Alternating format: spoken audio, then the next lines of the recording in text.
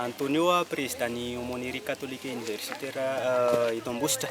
Ny aumônerie catholique universitaire zany dia aumônerie iray izay hita eny anivon'ny université eny anivon'ny Anjerimanontolo izay ivondronan'ireo mpianatra, mpampianatra, mpandraharaha, zanaky ny mpandraharaha, zanaka mpampianatra ary indrindra ireo mpianatra izay mianatra sy mandrato fianarana eny anivon'ny Anjerimanontolo. Zay ny aumônerie catholique universitaire zay. Ho an'ny aumônerie catholique universitaire manokana eto Ambositra dia tany amin'ny taona 1912 tany no nijoroany izay nijoro teto Ambositra rehefa nakatoavan'ny évêque-ny diocèse-n'Ambositra tamin'izay fotoana izay. Mbola GCI na hoe groupe catholique universitaire izy tamin'izay fotoana izay.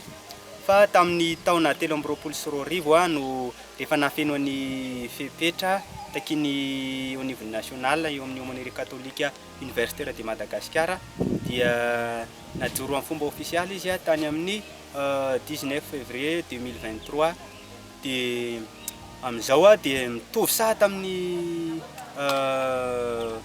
paroisy rehetra eto amin'ny diocèse ny aumônerie catholique universitaire manana ny père aumônier izay miahy azy manokana.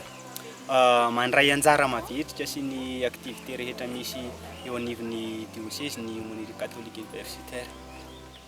Dia amin'ity taona ty hakalaza ny fahatelo taona ny nijoroany teo anivon'ny national ary indrindra ny fahafolo taona ny orenany eto anivon'ny diocèse.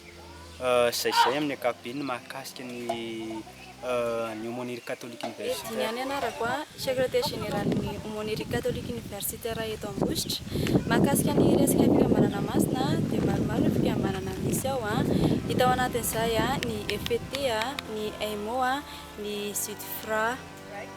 Feno soa asian'ny ACEU efa betsaka ireo pretra nitondra ny ACEU izay lazaina ihany koa hoe aumônier. Voalohany amin'izany père Njaka, faharoa amin'izay père Christophe, fahatelo amin'izay père Joassin ary ny fahaefatra izay mitantana anazy hatramin'izao père Rivantoine.